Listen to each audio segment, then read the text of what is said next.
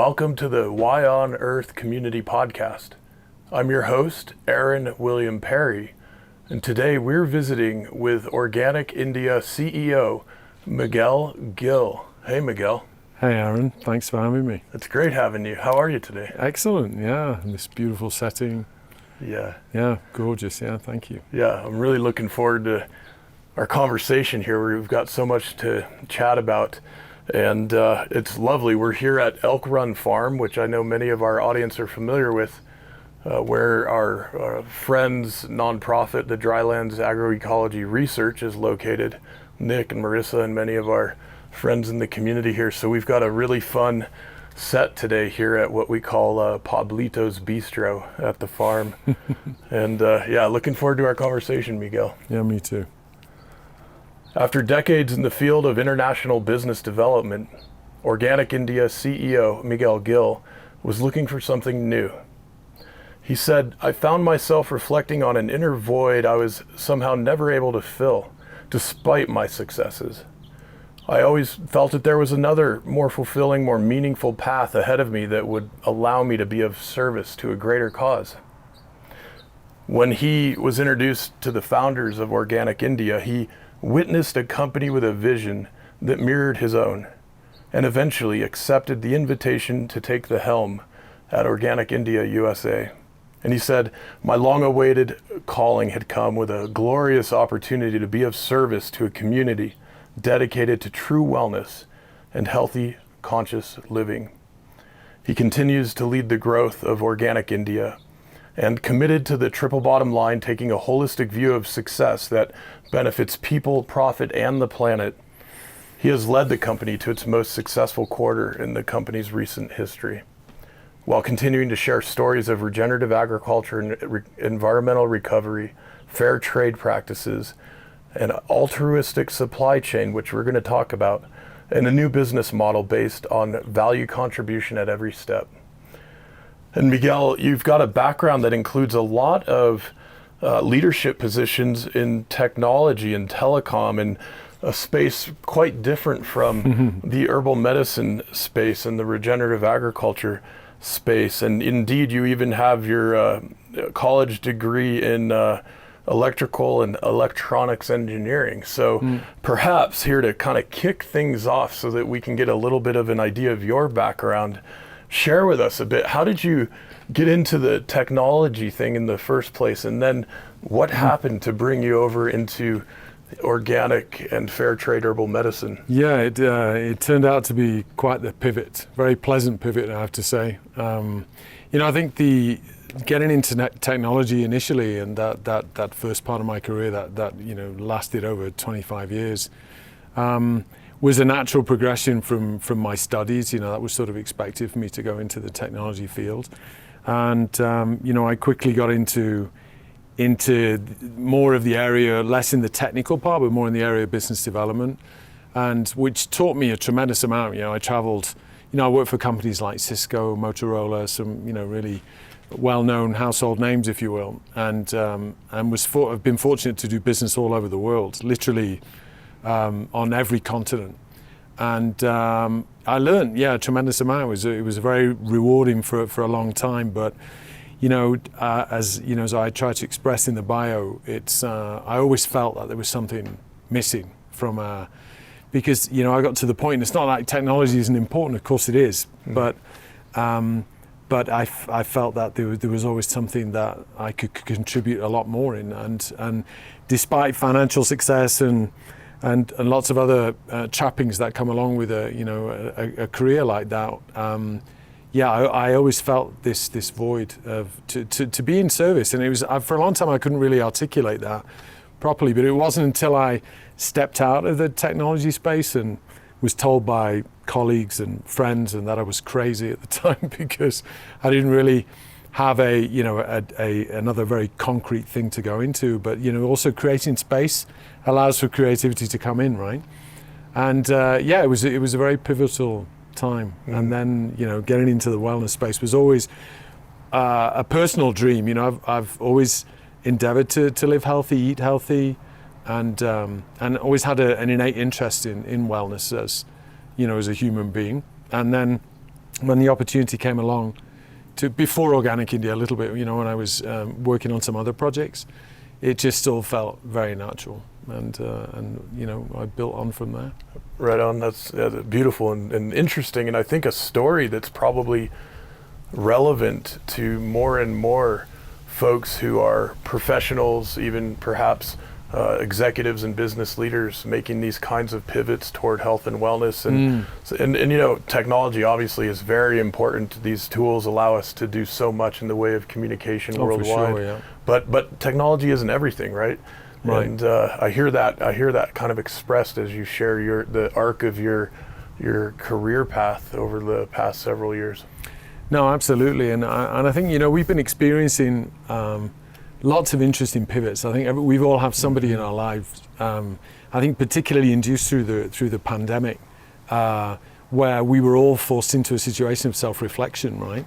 Where working from home, in lockdown, even people being furloughed, not working, and this sort of forced situation that was thrust upon us that forced us all to self-reflect, even if that didn't come naturally to you. And I think, this discussion about the Great Resignation, I think perhaps not in all cases, I'm sure there are, of course, exceptions, but a lot of people reflecting on what do I really want to do with my life, right? Yeah. And not just continuing on the same path because that's what they've always done and that's the safe thing to do. And I think, the pandemic, actually, one of the positive aspects for me is that it's opened up for people to find courage to pursue other paths. Yeah. Just this past week, I've seen several articles about this new thing called quiet quitting, which is a term I hadn't heard before, about folks working in jobs that they're not particularly impassioned by, they're not particularly committed to, and they don't necessarily quit the job, they maintain the job for the income, but are not doing anything sort of above and beyond the bare minimum of what's expected. And it struck me as very interesting, having also served in some leadership positions, that on the one hand, we're probably seeing more of this kind of resignation or quiet quitting emerging in what we might call conventional businesses and business models. On the other hand, we're seeing this very exciting, emergent, and even maturing directionality among the businesses like Organic India and like some of our other colleague businesses, Dr. Bronner's, Patagonia, and others, who are making such a profound commitment to not only the well-being and health and stewardship of our planet and our communities, but also the people, the team that do the work needed for the company. And so I'm struck by this rapid evolution unfolding right now in the global economy as it relates to something we traditionally call competitive advantage, where indeed probably more and more of the intelligence, of the capabilities, of the skills and gifts that we want to see in our companies are going to continue migrating toward companies like Organic India. And I'm curious if you've been seeing that from your position in the different companies that you've worked in. Absolutely, and my own personal experience in taking the role with Organic India, which is a little over 3 years ago now, it just occurred to me, listening to you talk, what an incredibly thriving economy, and that we'd all experience if more people were actually in a job that was pursuant to their passions, right? Because the question about the experience we've had, just in some of the changes that we had to make as a business because of when the lockdown occurred, and we were very fortunate in the state of Colorado to be able to be one of these businesses considered essential. You remember in the early days, it was only essential businesses that could continue to practice and go about their operations and so forth. And because we're in the wellness space, and then we were allowed to do that very fortunately. But we had to, everybody was working from home, which was a new thing. That we had an office here in Boulder that we typically collected at on a daily basis. And initially, even from our board of directors, there was concern about, well, how's everybody going to adapt to this? How's this going to have an impact on efficiency? And working from home is not for everybody either, right? Yeah. But my experience as a leader going through that transition is that it's been incredibly positive. Our efficiencies, if anything, have gone up quite considerably. And from a work-life balance perspective, this concept of working from home now is really ubiquitous. In Europe, it's where I've spent most of my career. It's been a lot more commonplace, I think, than even here in the US. And I know it's been a commonplace thing here, but I think that, again, the pandemic sort of propelled the whole work from home situation to a different level. And again, people who probably never considered experiencing that or trying that out as a model have tried it, have grown to love it perhaps, and have now found a different work-life balance situation that they may have never experienced before, right? Yeah. So again, I think lots of unexpected positives that have come out. Yeah, beautiful. And we are outside here, so you might hear an airplane or some birds or a little breeze coming by, so bear with us as we are enjoying our natural setting here. And I have to quip a little. I can tell by your accent you probably didn't grow up here in Colorado. And maybe you could share just a little with us about your background and where you grew up and how that maybe informs your work as an organizational leader. Yeah, absolutely. Thank you for that question. I'm a bit of a mutt, you might say, because I have a British accent, but my first language is Spanish, actually. My father was from Spain, my mother from Southern Ireland, but they met in the UK. So my sister and I have one older sister. We were both born in the UK, but no English blood, so to speak. And at home, my dad was absolutely religious about speaking Spanish at home. He wanted my sister and I to learn Spanish, and as a child, it was super annoying. I'd come home from school with my buddies, like 6-7 years of age, and he spoke perfect English, right? With his accent, but great English. Yeah. And he'd speak English to all of them, but he'd insist that I spoke Spanish to him in front of even my friends. And as a child, that was very frustrating, right? But God bless him for it, because I speak Spanish, flawlessly, and have done even, before I eventually ended up living there for a number of years. So Irish mom, Spanish dad, born in the UK. And then Colorado, or the US, is my 7th country that I've lived in. Wow. So lots of, again, back to my career in tech, I got to move around a lot. So lived in the US the first time in the mid-90s. Then I did a stint in South America, in Chile, which was amazing. And then in Italy, then to the UK, then to Denmark, then to France, and then back to Colorado, or back to the US and Colorado. Very interesting. And has would you say that has that international experience brought you perspective that makes you maybe approach executive leadership a little differently than some of your other colleagues here in the United States? I think so. Again, back to my time in the tech industry, I managed global teams, so people from all over the planet and nationalities and cultures and languages. So I think, being practicing in that kind of leadership environment, forces you, even if you're not naturally predisposed, to be more open-minded, right? And I think that's it's generally a good practice, whether you're working with international folks or not. This business of being more open-minded and open certainly to different cultures, business practices, and so forth. That's taught me a lot, and I think it's. I have a predominantly US team now. We're spread all over the country, but quite a number of folks here in Colorado, where we've been headquartered since the business has been established here some 20 years ago now.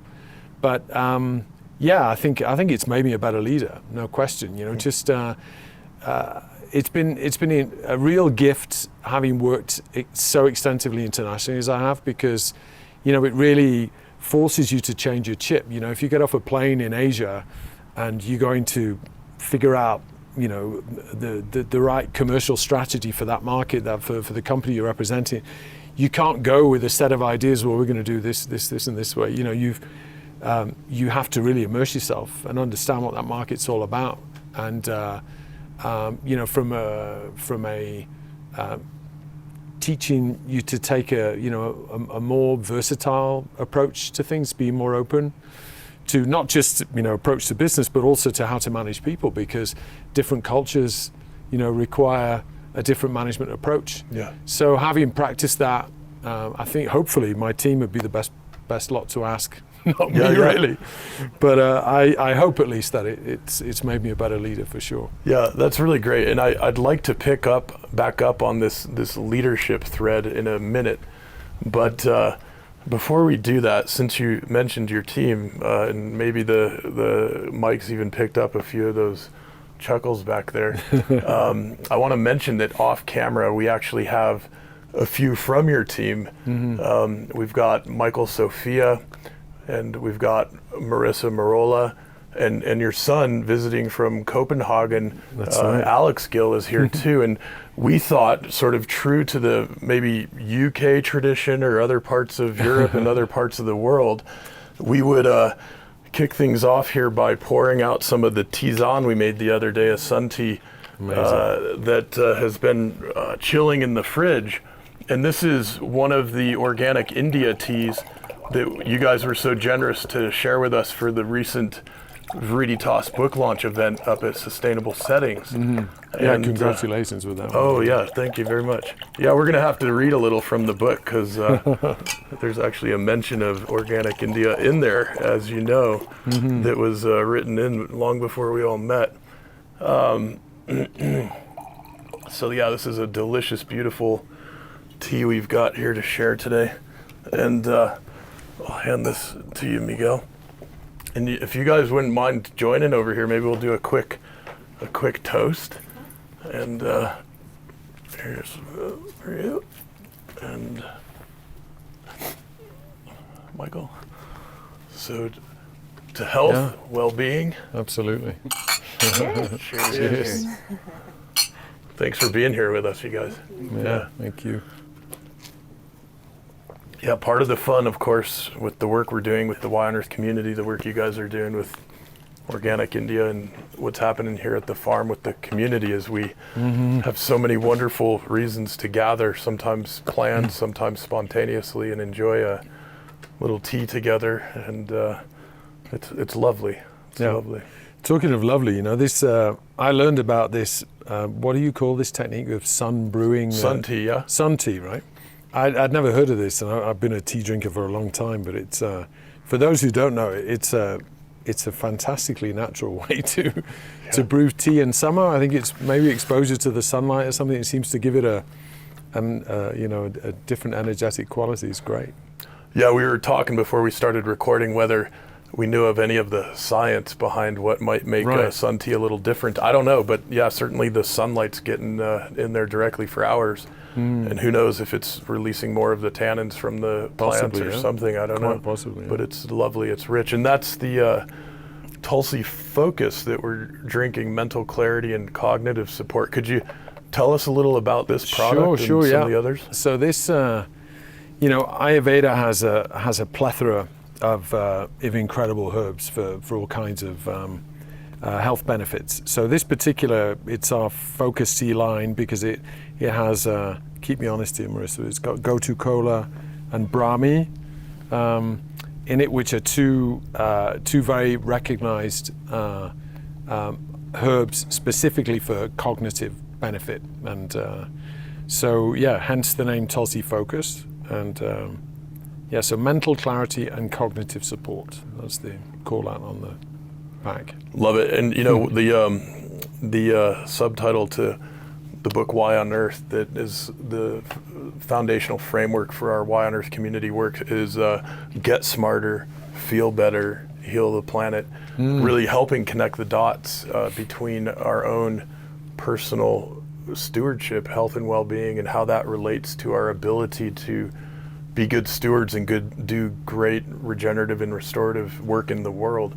Yeah. And it's so important, and I love the array of products that you guys have. By the way, for our audience, we've got a very beautiful partnership to announce where you can use the code Y on Earth, letter YONEARTH, at organicindiausa.com, and you get a 20% discount off your first order.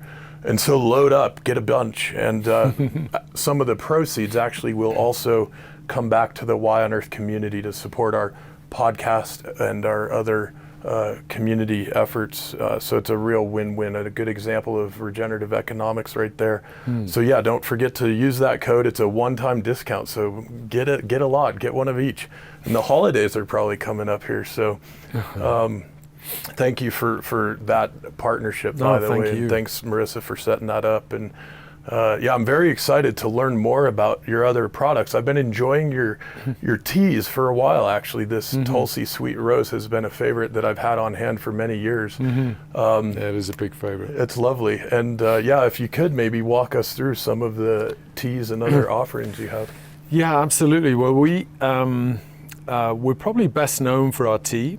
You know, I think it's, even though actually 2/3 of our business is in supplements. You know, we do, you know, we sell more supplements than we do tea actually here in the United States.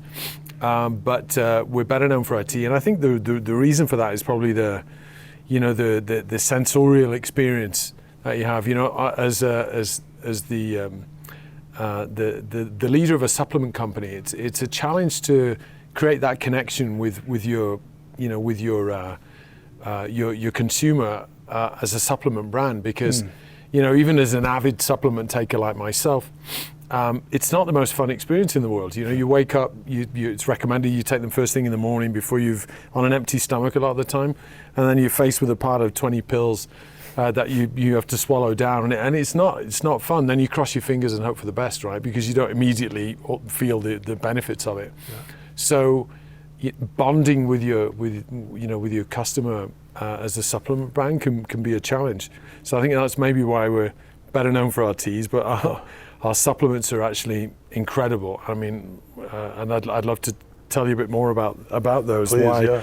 So we are, I think, the first and one of the only still fair trade supplement suppliers. Okay. And you know, we talked a little bit before we started recording about the importance of fair trade and what an incredibly valuable certification that is. And you know, as a company that's really been behind attaining certifications, important ones, I have to say, you know, the fair trade is not for the faint-hearted. The process, you know, is to take your business through the steps and to tick all those boxes is actually a really big ask, but it's absolutely worth it if you can stay that journey.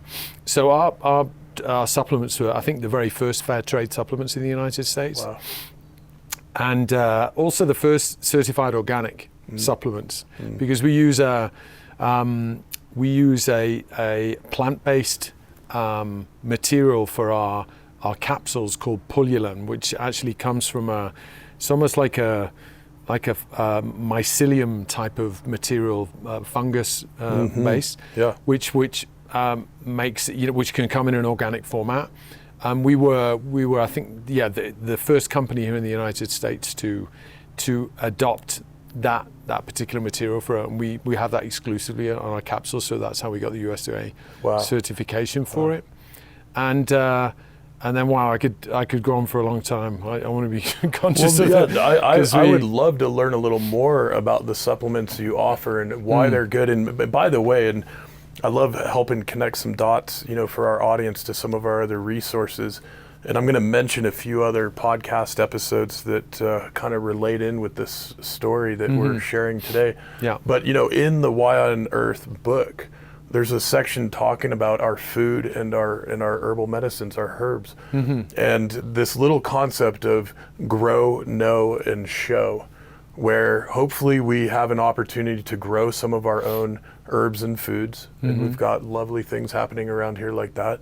Hopefully we get to know more and more of the farmers and gardeners in our area who are growing great herbs and foods, and we're sharing with them and maybe trading with them. And then this show piece, this third piece, is so important when we're sourcing foods from other parts of the world, right? And there's not a lot of Tulsi probably growing right around here. There's not a lot of chocolate and coffee and black tea and so on and so forth growing right around here. And so we're going to be sourcing these things from you know, parts of you know, very remote parts of the world from Colorado, and that's where these third-party certifications that help show the practices of companies like Organic India, I think, are so important for us to have confidence as consumers when we're purchasing this product. So I'm just thrilled about your commitment to these third-party certifications and that you've had such leadership as a company in the space. And we'll talk a little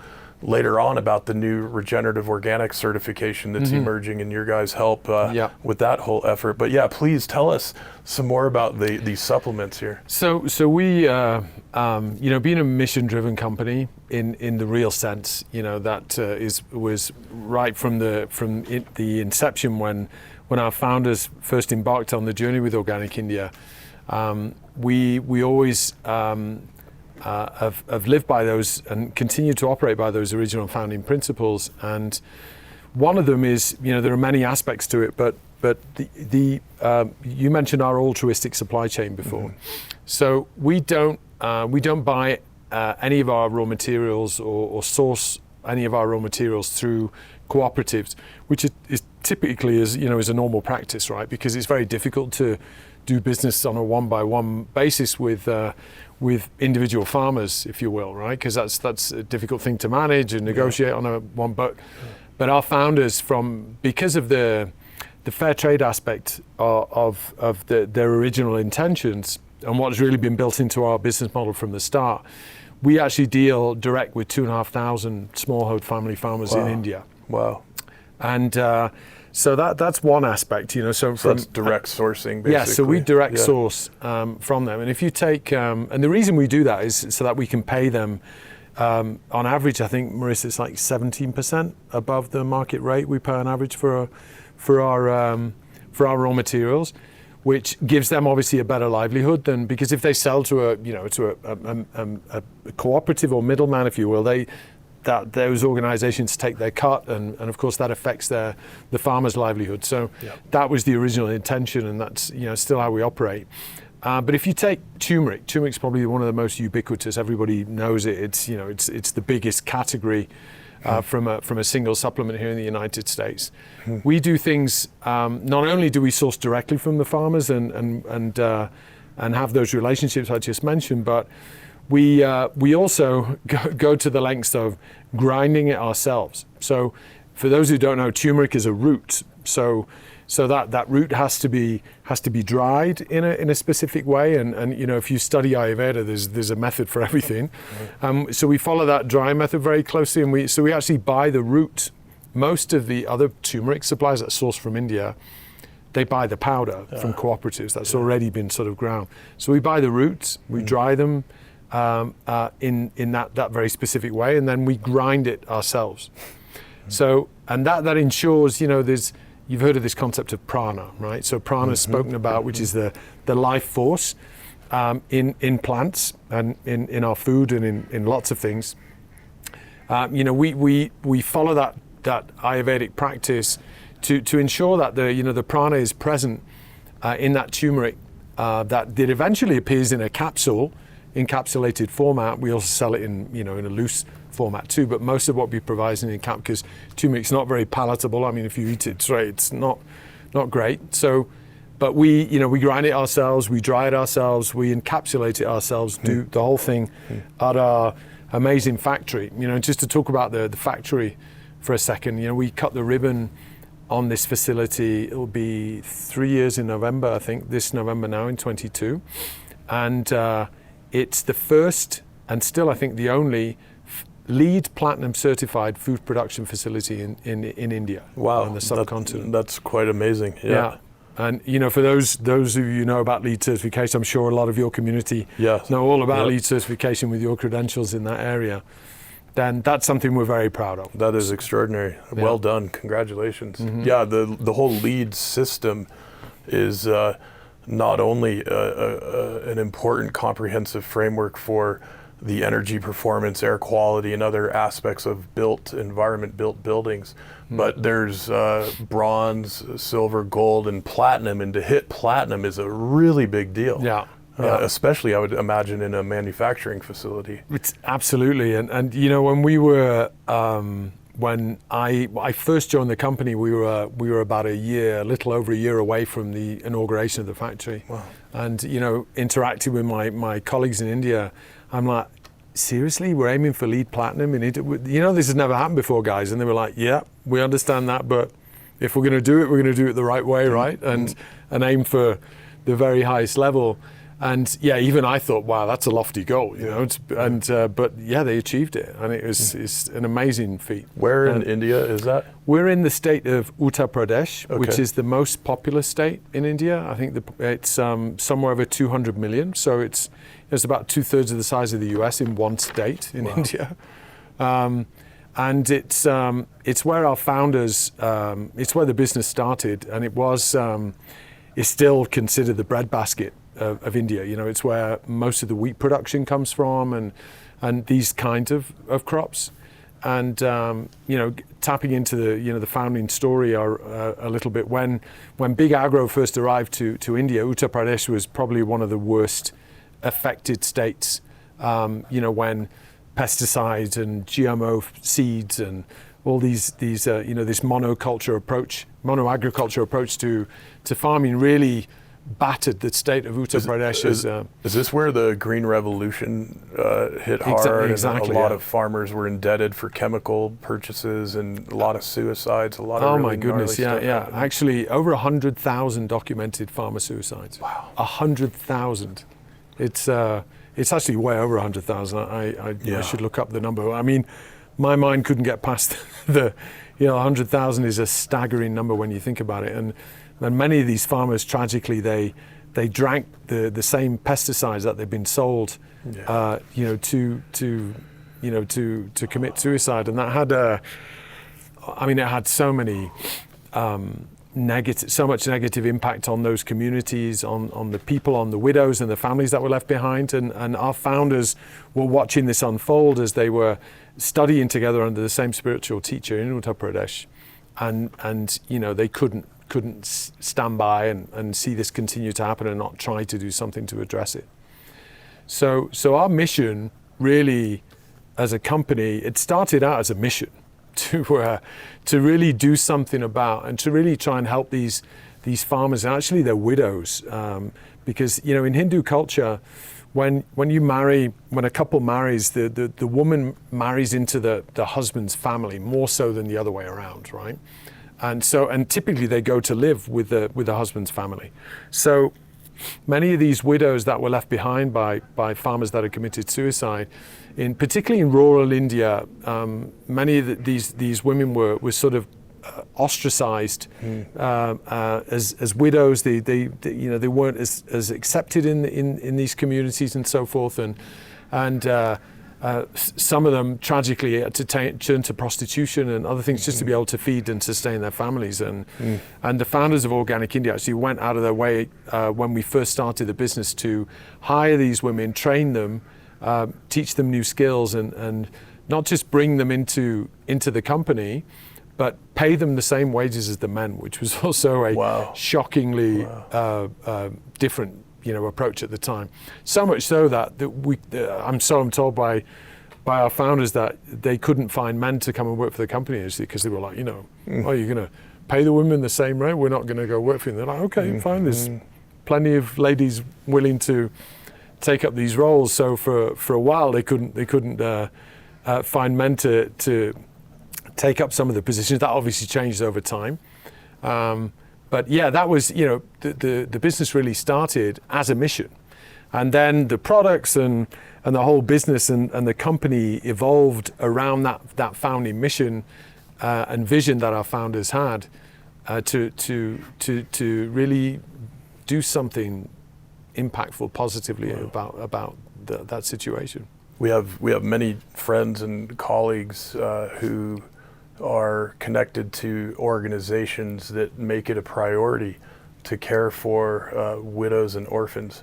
And it's very interesting to me to hear this kind of focus in the origin story of Organic India. And it's beautiful. And I'd love to hear maybe a little more, if there's more to share about the founding of the company. Sure. That would be really lovely. Well, as I explained, they went out of their way to try and create a livelihood for these women that were having great difficulties as a direct result of the impact of the Green Revolution. Yeah. And so from there, actually, if you don't mind, I'll tell you the one of the stories that really was pivotal for me in making a decision to take on the role is when the founder Bharat Mitra told me about the very first meeting that they had with the farmers. They befriended an MD who's actually he's passed away now, unfortunately, Dr. Singh, who was from Uttar Pradesh in one of these small rural communities, very well respected, an incredible herbalist. He was an MD. I forget exactly what his practice, which specialization he had, but he was way more known as an herbalist eventually, and was deeply entrenched in Ayurvedic practices and medicine and so forth, and had a huge following as a result. And he went with them to this village, the village that he grew up in, and helped organize this meeting with the farmers, right? And so I think 20 or 30 farmers showed up from this area, and some of them just had an acre of land or half an acre, not big farms, right? And so our Bharat Mitra stood up, and he's an Israeli, so this white face appears, and they were obviously suspicious of that because they'd been sold a bill of goods with the big agro community that had come along and promised a lot of things that they didn't deliver on. So there was some skepticism to begin with, and he tells them that he wants them to grow Tulsi, right? And we can, I know we're going to talk a bit more about Tulsi. Yeah. So he wants them to grow Tulsi, which is a plant revered by all Hindus. In fact, most Hindus have a Tulsi plant in their house because they pray to it every day for reasons steeped in Hindu belief, and that they were going to make tea from these Tulsi plants, and that they were also going to have them embark on this certification, because they were actually very visionary at the start. They recognized that to get organic certification, that at the time in India was not even a thing. I mean, the term organic didn't exist. Now, many of the practices the farmers used, natural, biodynamic, regenerative practices, were second nature to them, right? But there was no label put on it as this being organic. So we're going to take you on this organic certification journey, which will take 3 years, and you won't be able to sell any of your product for that. But don't worry, we're going to stockpile it all and so forth, and we'll pay you for your crops and during this 3-year period. And then eventually you get certified, and then we'll be able to export the product for a higher price, and everybody will make more money, and it'll be great. And they're looking at them saying, run that by us one more time. You want us to grow Tulsi, which we all have plants in our own home. Yeah. So if we want to make tea out of Tulsi, we just go pick a few leaves and steep it, and it's done, right? And then for 3 years, that's going to take to get us certified organic. You're going to subsidize that time, and then eventually, hopefully, with the certification, we'll be able to export our products. And they're like, yeah, that's right. Wow. And he said they almost got chased off with pitchforks, right? Because they thought these guys are, loons. Right, exactly. And they even said, well, tell us to grow potatoes or wheat or whatever, If you guys don't end up buying it from us, at least we can feed our families with that, right? So one farmer called Kailash Singh, who was way into his 70s, I think, already by that point, he didn't have a lot to lose, and he had a relationship with this MD doctor that was the herbalist specialist, and he's like, because of the relationship, I think more with the doctor than our founders, he said, okay, I'll give you a try, and because he was a very respected member. I think initially they had 3 or 4 farmers came along, and I should mention as well, this particular area of Uttar Pradesh was the worst affected. I mean, it was like scorched earth in terms of how badly affected the land and how degraded the soil was, and all these terrible things that can happen through misuse, and the wrong practices. And so they started off with these 3 or 4 farmers, and then about 1.5 years later they came back, and through the regenerative practices that they were being developed and engaging in, the land, of course, Mother Nature was starting to bounce back. And then they had another farmers meeting, and then many of the skeptics from the first meeting came back and said, well, they could see what was happening. And one of the very vocal ones who'd said, absolutely not, you guys are crazy, what do you think, blah, blah, blah. He came to our founder and said, is there still a chance for us to join the program? Wow. And he said, absolutely, of course, you're very welcome. He said, but do you mind me asking, because you were one of the most negative about this whole concept when we were here a couple of years ago. And he said, well, the birds of my childhood have returned, right? Wow. And because the founder, when he told me the story, he had tears in his eyes, and he was so touched by that this particular farmer was not so much motivated by the potential financial gains or other things like that, but he was so touched by the fact that the birds from native to that area were returning to these lands because Mother Nature, God bless her, was give her a chance and she's going to bounce back, right? And that's what motivated him and other farmers because they could visibly see how the land was regenerating. How beautiful. Yeah, wow, it really is amazing. Yeah. So touching. Yeah. Wow, sorry, that Miguel. was quite a long... That was lovely. I really appreciate it. And let me just remind our audience, this is the Why on Earth Community Podcast. I'm your host, Aaron William Perry. And today we're visiting with Miguel Gil, the CEO of Organic India. And I got to take this opportunity to share with our friends that while writing Why on Earth, actually, I started working in the natural foods and herbal medicine arena clear back when I was in high school. And so already in Why on Earth, this book that we published about 5 years ago, there's mention of Organic India as one of the great companies doing work in organic agriculture and herbal medicine with the commitments that you guys have.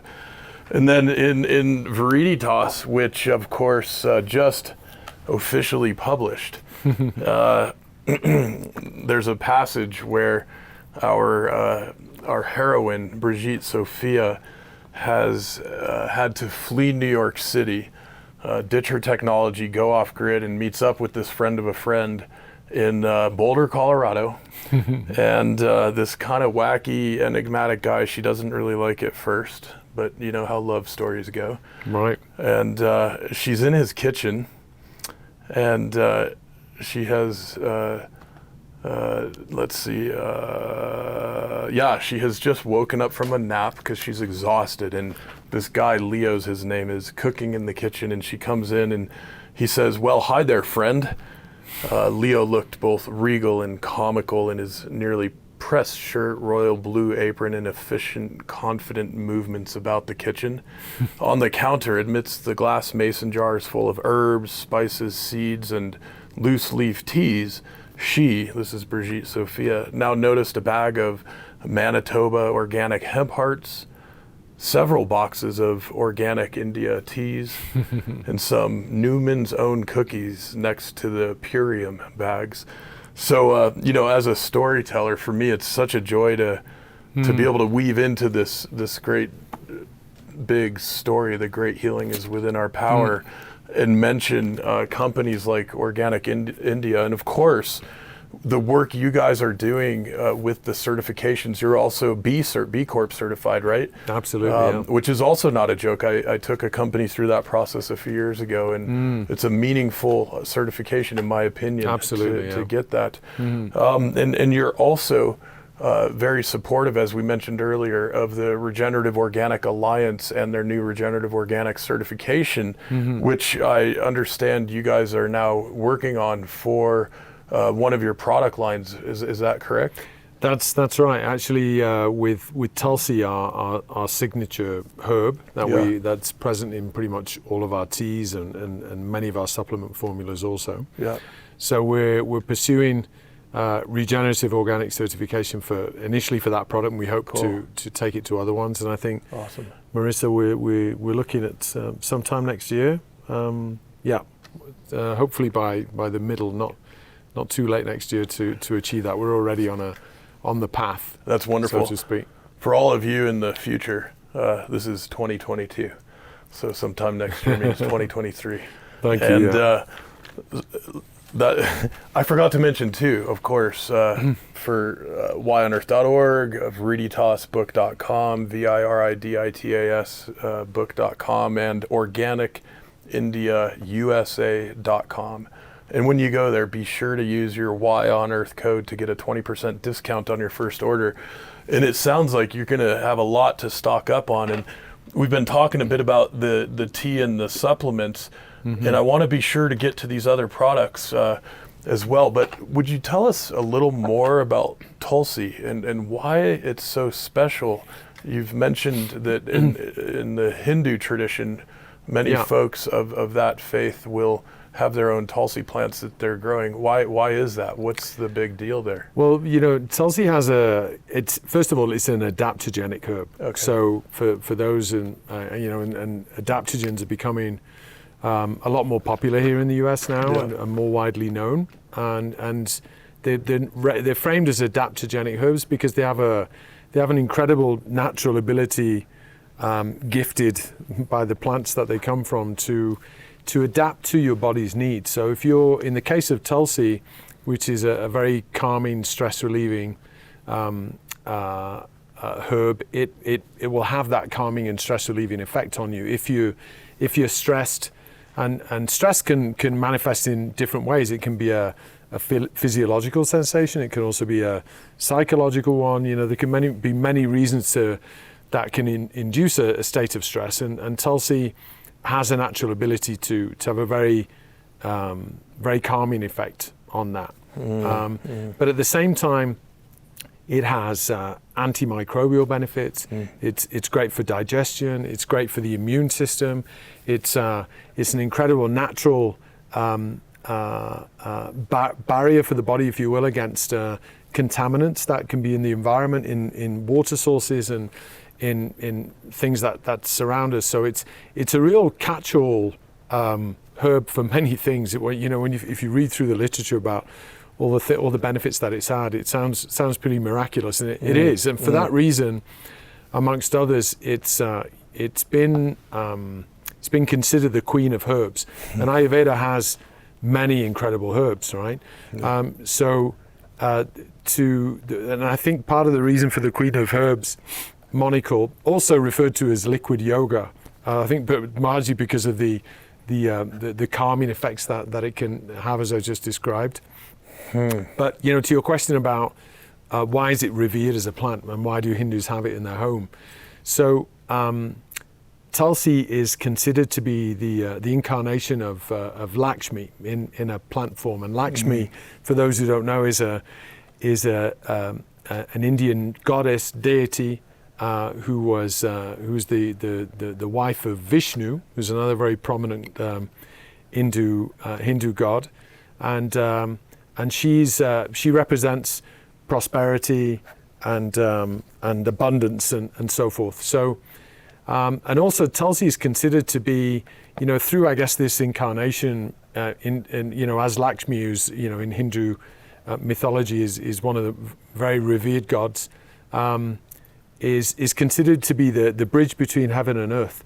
So for Hindus praying to their Tulsi plant at home, it's almost like worshipping where they're at and worshipping where they may eventually find themselves at the end of their journey. So it has a beautiful spiritual connection too, and having spent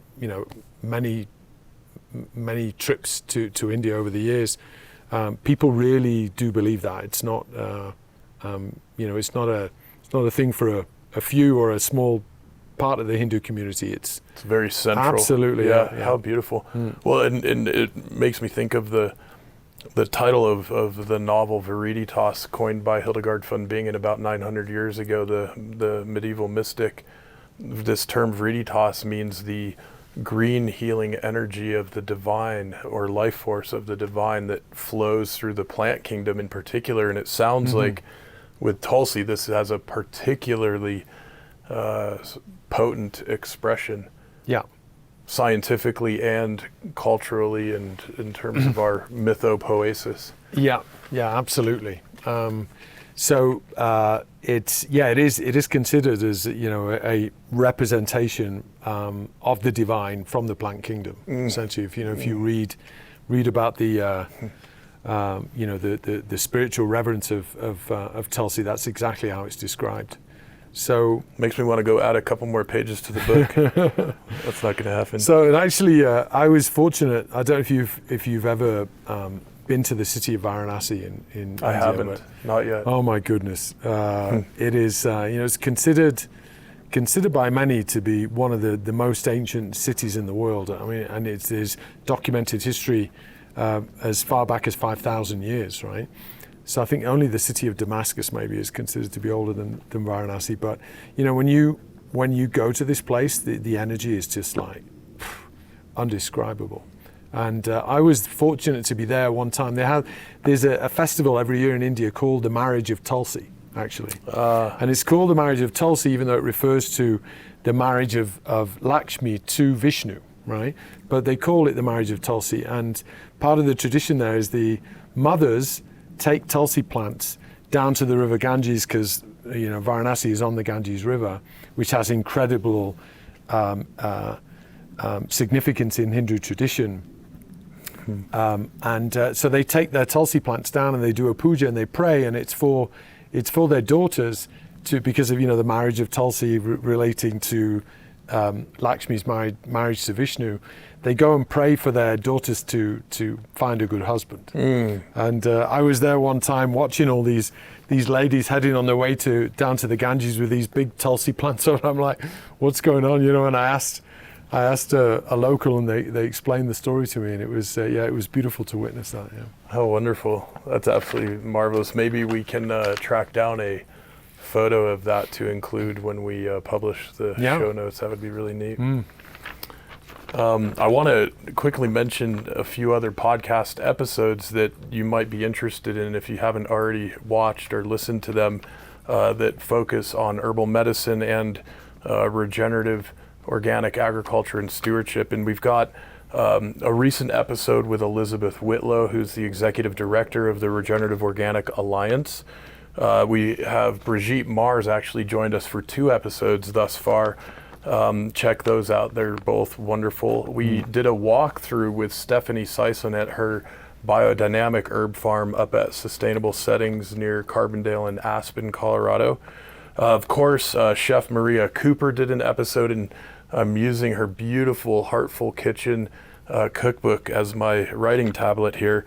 And in this book, she not only presents amazing recipes, including those coming from her grandmother, who's from, I want to say Syria, somewhere right in that region.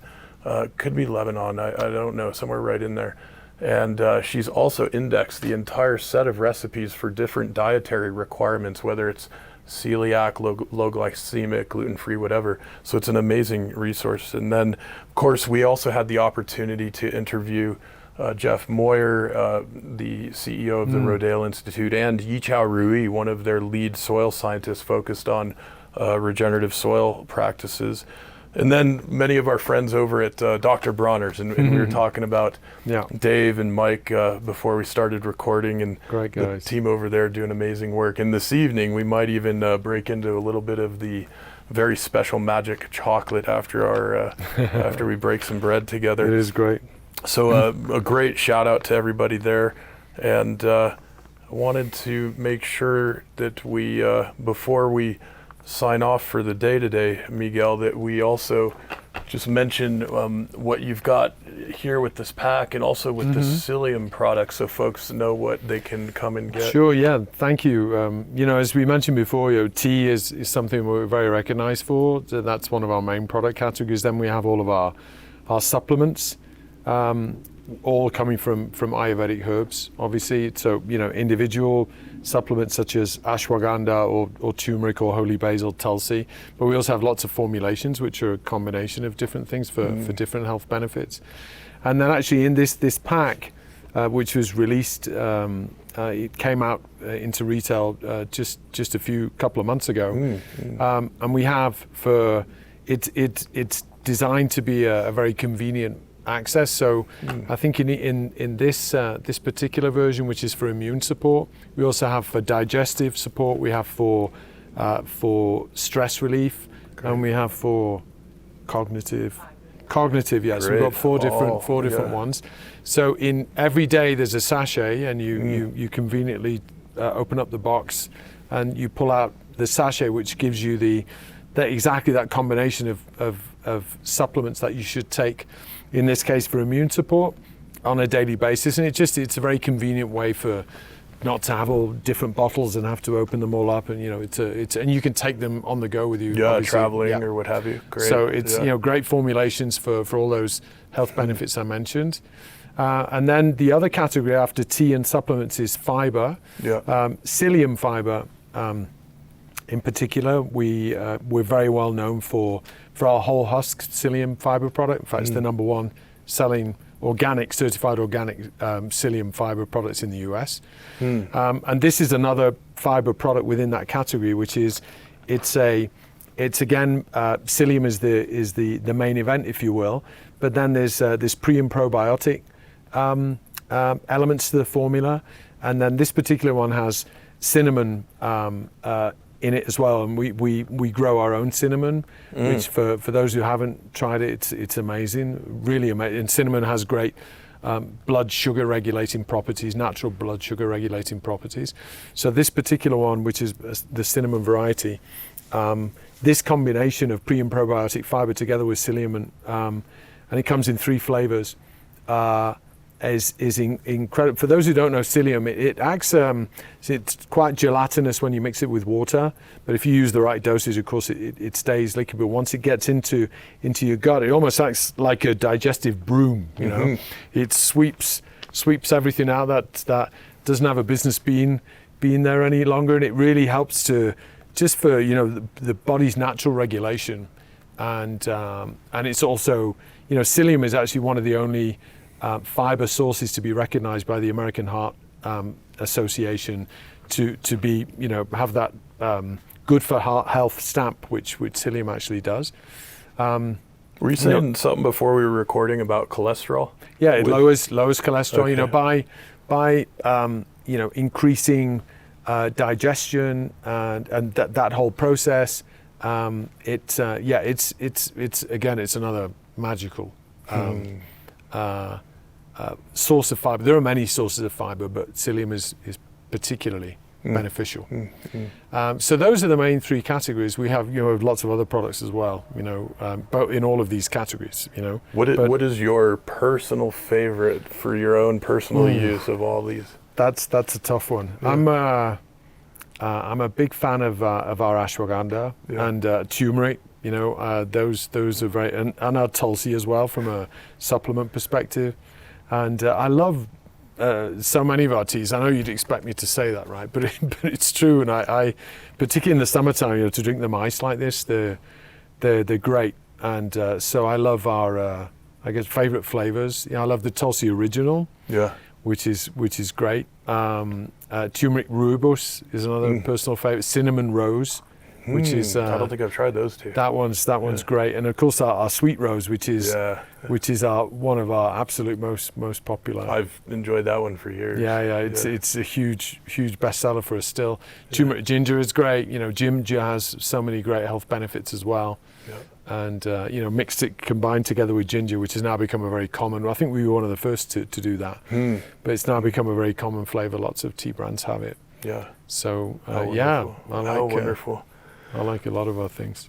Well, Miguel, it's such a joy to visit with you. And when we sign off from our podcast interview, of course, we'll do just a few minutes of behind the scenes for our Ambassador Network. And if you haven't yet connected with our Ambassador Network and you'd like to, you can go to whyonearth.org and you'll find a bunch of different pages about our ambassadors and what we're up to and how you can become an ambassador yourself. And we've got this really fun thing where we do some behind the scenes, a few minutes of conversation, diving just a little more deeply into some of the nuts and bolts, nitty gritty, and maybe even top secret R&D stuff that's happening that we keep under wraps. You have to have the password to get to it.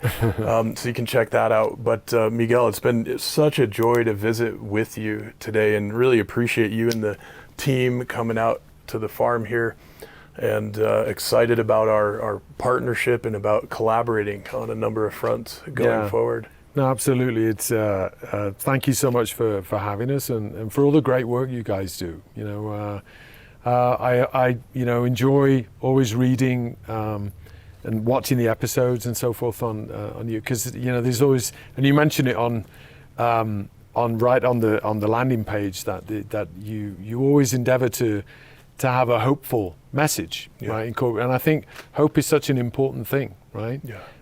We can always focus on the things that are more challenging around us, but there are always going to be these situations, right? But that message of hope, I think, is really important, and I know your community, me included, very appreciative of you carrying that message. Yeah, appreciate that, Miguel. And I believe firmly, we're all in this together. And the leadership that you're showing as an individual leader, and that the company Organic India is showing, to me, is just a brilliant light that I know is going to be inspiring more and more as we go forward. And so thanks for all your work. And before we sign off, is there anything else you'd like to share with our audience?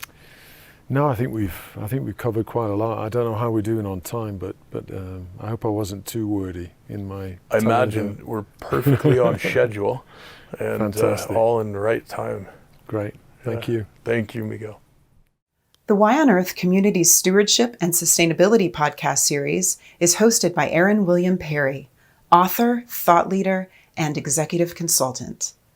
The podcast and video recordings are made possible by the generous support of people like you. To sign up as a daily, weekly, or monthly supporter, please visit whyonearth.org/support. Support packages start at just $1 per month. The podcast series is also sponsored by several corporate and organization sponsors. You can get discounts on their products and services using the code WHYONEARTH, all one word with a Y. These sponsors are listed on the whyonearth.org/support page. If you found this particular podcast episode especially insightful, informative, or inspiring, please pass it on and share it with a friend whom you think will also enjoy it. Thank you for tuning in. Thank you for your support. And thank you for being a part of the Why on Earth community.